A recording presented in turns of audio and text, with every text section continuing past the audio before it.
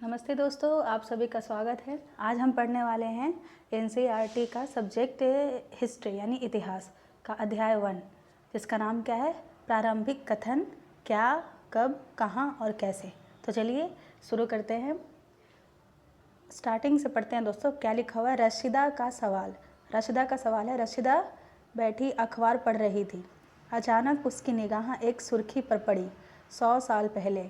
वह सोचने लगी कि यह कोई कैसे जान सकता है कि इतने वर्षों पहले क्या हुआ था। कैसे पता लगाएं? क्वेश्चन है।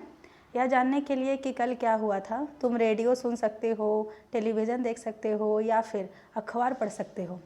साथ ही यह जानने के लिए कि पिछले साल क्या हुआ था, तुम किसी ऐसे व्यक्ति से बात कर सकते हो जिसे उस समय की स्मृति हो। लेकिन बहुत पहले क्या हुआ था यह कैसे जाना जा सकता है? अतीत के बारे में हम क्या जान सकते हैं?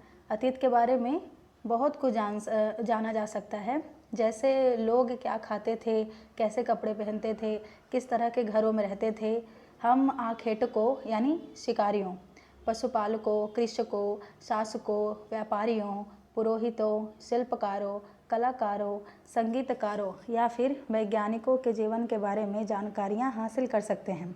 यही नहीं, हम यह भी पता कर सकते हैं कि उस समय बच्चे कौन से खेल खेलते थे, कौन सी कहानियाँ सुना करते थे, कौन से नाटक देखा करते थे या फिर कौन कौन से गीत गाते थे, लोग कहाँ रहते थे।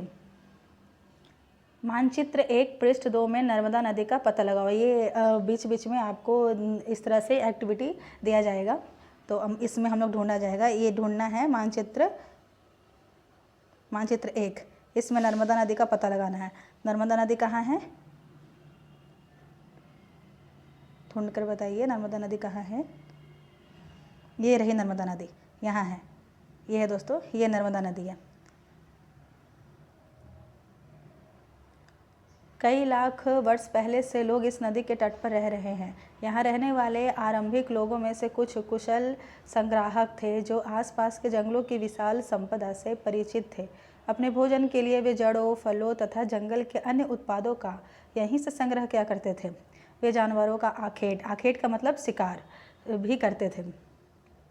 अब तुम उत्तर पश्चिम की सुलेमान और किरथर पहाड़ियों का पता लगाओ। ये जो पर्पल कलर का लाइन दिया हुआ है ना, इसमें आपको मैप में दिखाना है, पता लगाना है। मतलब जैसे इसमें पहला दिया हुआ था क्या, नर्मदा नदी का पता लगाओ।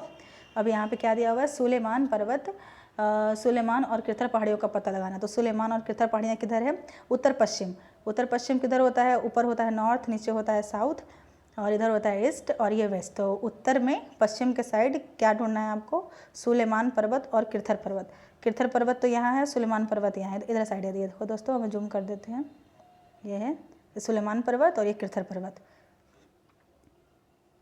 इसी क्षेत्र में कुछ ऐसे स्थान हैं जहाँ लगभग 8000 वर्ष पूर्व स्त्री पुरुषों ने सबसे पहले गेहूँ तथा जौ जैसी फसलों को उपजाना आरंभ किया। उन्होंने भेड़, बकरी और गाय बैल जैसे पशुओं को पालतू बनाना शुरू किया। ये किस दिशा में बात कर रहा है?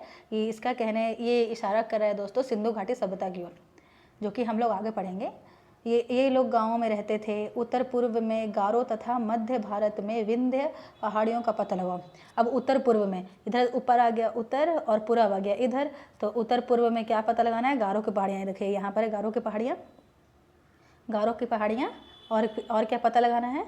मध्य भारत में विंध्य पहाड़ियाँ। मध्य भारत यानी यहाँ, ये देखिए यहाँ पे विंध्य पहाड़ियाँ, मध्य भारत में विंध्य पहाड़ियाँ। ये कुछ अन्य ऐसे क्षेत्र थे जहाँ कृषि का विकास हुआ। जहाँ सबसे पहले चावल उपजाया गया वे स्थान विंध्य के उत्तर में स्थित थे। यहाँ पे एक क्वेश्चन भी आ सकता है, सबसे पहले चावल कहाँ उपजाया गया। आगे चलते हैं। मानचित्र पर सिंधु तथा इसकी सहायक नदियों का पता लगाने का प्रयास करो। सिंधु नदी, इसकी सहायक नदी, ये देखिए ये सिंधु नदी है और इसकी सहायक नदी है झेलम, चेनाब, रावी, ब्यास, सतलुज। ये इसकी सहायक नदी है, सिंधु की सहायक नदी।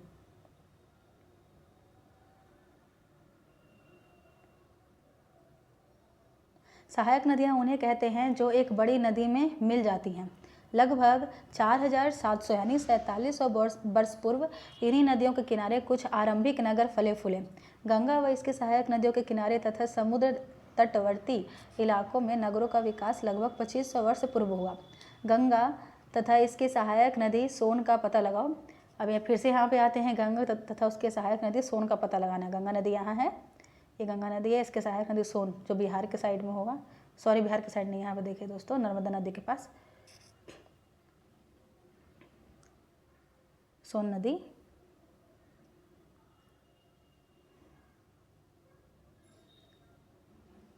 गंगा व इसकी सहायक नदियों के किनारे तथा समुद्र तटवर्ती इलाकों में नगरों का विकास लगभग 2500 वर्ष पूर्व हुआ। ये तो पढ़ लिए थे। गंगा के दक्षिण में इन नदियों के आसपास का क्षेत्र प्राचीन काल में मगध, वर्तमान में बिहार में नाम से जाना जाता था।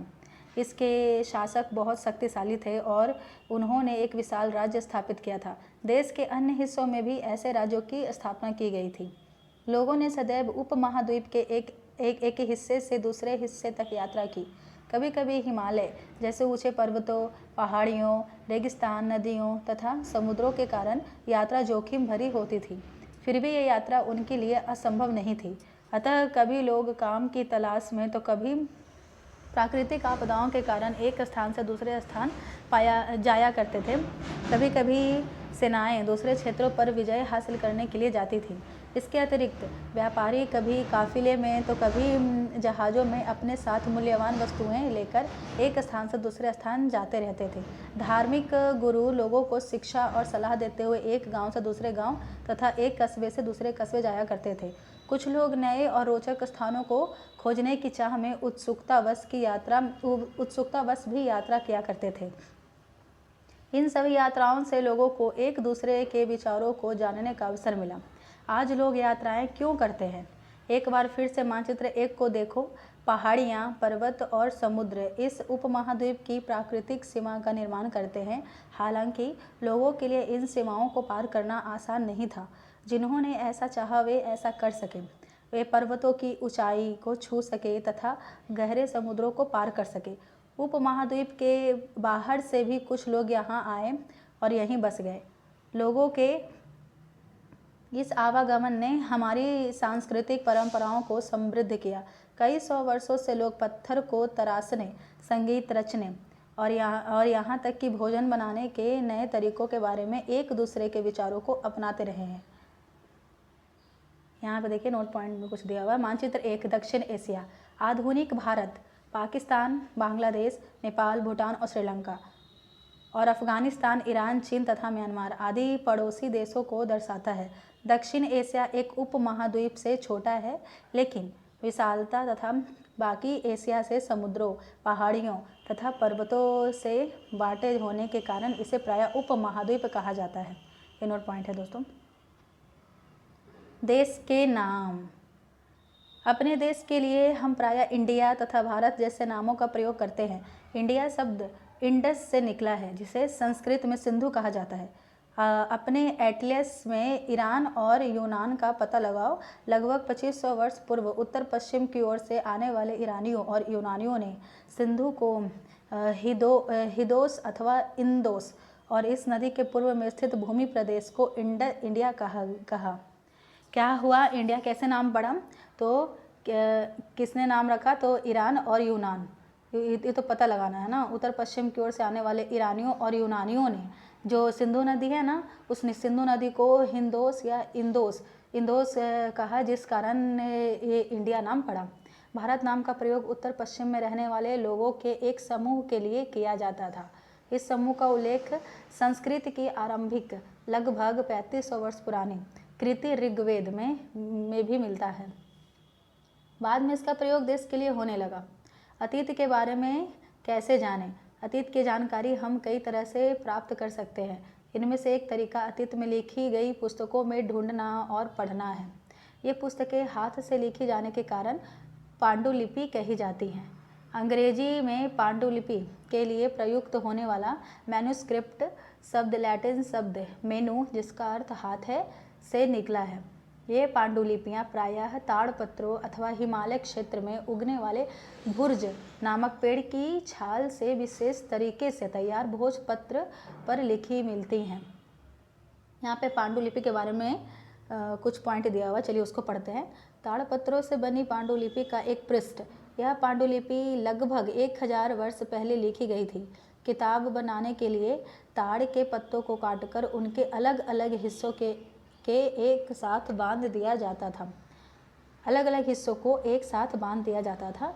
भुर्ज पेड़ की छाल से बनी ऐसे ही एक पांडुलिपि को तुम यहाँ देख सकते हो। ये पांडुलिपि है दोस्तों, ये जो भुर्ज पेड़ की छाल है ना, ये पेड़ की छाल है, देखिए पेड़ की छाल जैसे लग रही है ना, ये पांडुलिपि है। ये हाथ से लिखी गई है, हाथ से लिखी होने के कारण ही इसे पांडुलिपि कहा जाता है। इतने वर्षों में इनमें से कई पांडुलिपियों को कीड़ों ने खा लिया तथा कुछ नष्ट कर दी गई। हाँ, जब पेड़ के छाल से बने हुए हैं तो कीड़े तो खा ही जाते हैं, फिर भी ऐसी कई पांडुलिपियाँ आज भी उपलब्ध हैं। प्रायः यह पांडुलिपियाँ मंदिरों और विहारों में प्राप्त होती हैं। इन पुस्तकों में धार्मिक मान्यताओं व व्यवहारों, राजाओं के जीवन, औषधियों तथा विज्ञान आदि सभी प्रकार के विषयों की चर्चा मिलती है। इनके अतिरिक्त हमारे यहाँ महाकाव्य, कविताएं तथा नाटक भी हैं। इनमें से कई संस्कृत में लिखे हुए मिलते हैं, जबकि अन्य प्राकृत और तमिल में हैं। प्राकृत भाषा का प्रयोग आम लोग करते थे। हम अभिलेखों का भी अध्ययन कर सकते हैं। ऐसे लेख पत्थर अथवा धातु जैसे अपेक्षाकृत कठोर सतहों पर उत्कीर्ण किए गए मिलते हैं। कभी कभी शासक अथवा अन्य लोग अपने आदेशों को इस तरह उत्कीर्ण करवाते थे ताकि लोग उन्हें देख सकें, पढ़ सकें तथा उनका पालन कर सकें। कुछ अन्य प्रकार के अभिलेख भी मिलते हैं जिनमें राजाओं तथा रानियों सहित अन्य स्त्री पुरुषों ने भी अपने कार्यों के विवरण उत्कीर्ण करवाए हैं। उदाहरण के लिए प्रायः शासक लड़ाइयों में अर्जित विजयों का लेखा जोखा रखा करते थे। यहाँ पे क्वेश्चन आया, क्या तुम बता सकती हो कि कठोर सतह पर लेख लिखवाने के क्या लाभ थे? ऐसा करवाने में क्या क्या कठिनाइयाँ आती थीं? इसके अतिरिक्त अन्य कई वस्तुएं अतीत में बनी और प्रयोग में लाई जाती थीं। ऐसी वस्तुओं का अध्ययन करने वाला व्यक्ति पुरातत्वविद कहलाता है। पुरातत्वविद पत्थर और ईंट से बनी इमारतों के अवशेषों, चित्रों तथा मूर्तियों का अध्ययन करते हैं।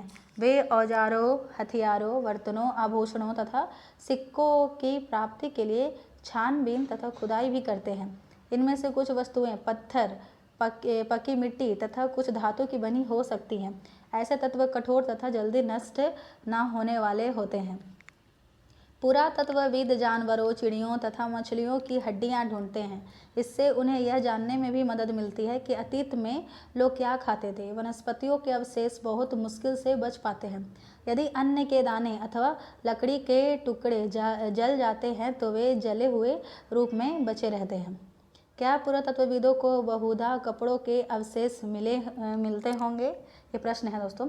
यहाँ पे नोट पॉइंट में कुछ था, ये भी पढ़ लेते। लगभग 2250 यानी कि 2250 वर्ष पुराना यह अभिलेख वर्तमान में अफगानिस्तान के कंधार से प्राप्त हुआ है। यह अभिलेख अशोक नामक शासक के आदेश पर उत्कीर्ण करवाया गया था। इस शासक के विषय में तुम अध्याय 7 में पढ़ोगी। जब हम कुछ लिखते हैं तब हम किसी लिपि का प्रयोग करते हैं। लिपियाँ अक्षरों अथवा संकेतों से बनी होती हैं। जब हम कुछ बोलते हैं अथवा पढ़ते हैं तब हम एक भाषा का प्रयोग करते हैं। यह अभिलेख इस क्षेत्र में प्रयुक्त होने वाली यूनानी तथा अरामेइक नामक दो भिन्न लिपियों तथा भाषाओं में है। ये है अभिलेख जो अशोक द्वारा लिखाया गया, जो कि कहाँ है? अफगानिस्तान के कंधार में। बाएं, एक प्राचीन नगर से प्राप्त पात्र। इस तरह के पात्रों का प्रयोग 4700 वर्ष पूर्व होता था। दाएं, एक पुराना चांदी का सिक्का। इस तरह के सिक्कों का प्रयोग लगभग 2500 वर्ष पूर्व होता था। हमारे द्वारा आज प्रयोग में आने वाले सिक्कों में से सिक्का कैसे भिन्न है? ये पात्र है, इसको मटका, हम लोग मटका बोलते हैं ना, और ये सिक्का है। ये बाएं हैं, ये पात्र है और ये सिक्के हैं। अब के सिक्के मिलाइए दोस्तों। क्या अब हमारे पास ऐसे सिक्के हैं? ऐसे सिक्के बनते हैं, हमारे सिक्के गोल गोल होते हैं ना। पांडुलिपियों, अभिलेखों तथा पुरातत्व से ज्ञात जानकारियों के लिए इतिहासकार प्रायः स्रोत शब्द का प्रयोग करते हैं। इतिहासकार उन्हें कहते हैं जो अतीत का अध्ययन करते हैं। स्रोत से प्राप्त होते ही अतीत के बारे में पढ़ना बहुत रोचक हो जाता है, क्योंकि इन स्रोतों की सहायता से हम धीरे धीरे अतीत का पुनर्निर्माण करते जाते हैं। अतः इतिहासकार तथा पुरातत्वविद उन जासूसों की तरह हैं जो इन सभी स्रोतों का प्रयोग सुराग के रूप में कर अतीत को जानने का प्रयास करते हैं। अतीत एक या अनेक।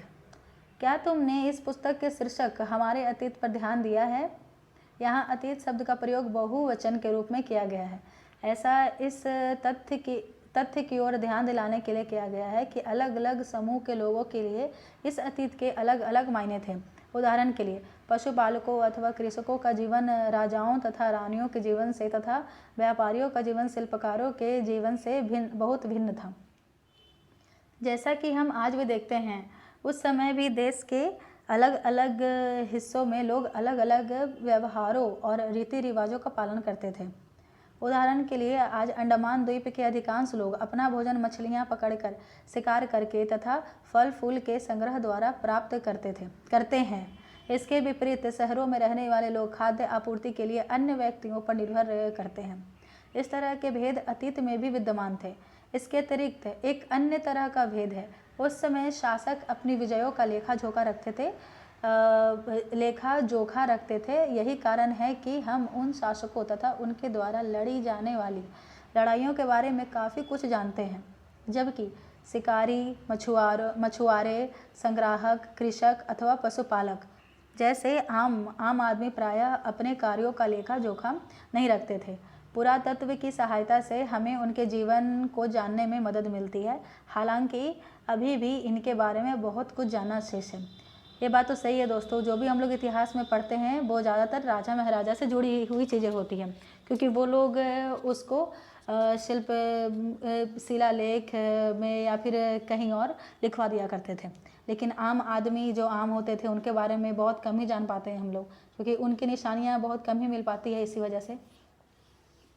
तिथियों का मतलब। अगर कोई तुमसे तिथि के विषय में पूछे तो तुम शायद उस दिन की तारीख, माह, वर्ष जैसे कि 2000 या इसी तरह का कोई और वर्ष बताओगी। वर्ष की यह गणना ईसाई धर्म प्रवर्तक ईसा मसीह के जन्म की तिथि से की जाती है। अतः 2000 वर्ष कहने का तात्पर्य ईसा मसीह के जन्म के 2000 वर्ष के बाद से है।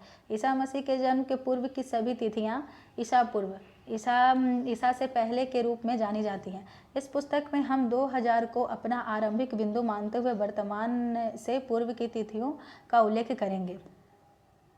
इतिहास और तिथियां। अंग्रेजी में BC, हिंदी में ईसा पूर्व का तात्पर्य बिफोर क्राइस्ट, ईसा पूर्व होता है। कभी कभी तुम तिथियों से पहले AD, हिंदी में ईस्वी लिखा पाती हो। यह एनो डोमिनी नामक 2 लैटिन शब्दों से बना है तथा इसका तात्पर्य ईसा मसीह के जन्म के वर्ष से है। कभी कभी AD की जगह CE तथा BC की जगह BCE का प्रयोग होता है। CE अक्षरों का प्रयोग कॉमन एरा तथा BCE का बिफोर कॉमन एरा के लिए होता है। हम इन शब्दों का प्रयोग इसलिए करते हैं क्योंकि विश्व के अधिकांश देशों में अब इस कैलेंडर का प्रयोग सामान्य हो गया। भारत में तिथियों के इस रूप का प्रयोग लगभग 200 वर्ष पूर्व आरंभ हुआ था। कभी कभी अंग्रेजी के VP अक्षरों का प्रयोग होता है, जिसका तात्पर्य बिफोर प्रेजेंट, वर्तमान से पहले है। पृष्ठ 3 पर 2 तिथियां हैं, उनका पता लगाओ। इनके लिए तुम किसी अक्षर समूह का प्रयोग करोगी। कल्पना करो। अब यहाँ से क्वेश्चन आ जाता है दोस्तों। पृष्ठ 3 2 तिथि दिया गया है। पृष्ठ